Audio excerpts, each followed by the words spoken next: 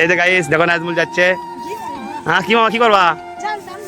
হ্যাঁ মাছ আছে, এই যে আমরা এখন জাল টানবো।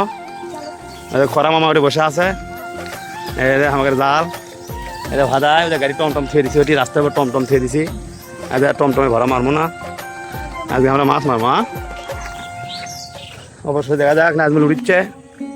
নাজমুল কি করে? নাজমুল উঠছু খারাপ কি রে? দেখেন পানির স্রোত দেখেন খেলি, সেই স্রোত দেখছে।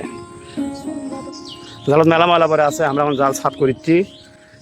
আমাদের খাট খালি চিরিং বিরিং করে লাফাচ্ছে, কারণ আমার ওয়েট বেশি হয়ে গেছে। খাওয়া ভালো হচ্ছে বুঝছেন গাইস। হ্যাঁ হ্যাঁ ফল না করে মাছ হবে। অবশেষে আমরা কিন্তু জাল ফালাছি। মাছই ধরিসনি, খারে পরে নিয়ে যাচ্ছ। হ্যাঁ 2 সাত আসছে, আমরা এখন মাছ মারছি।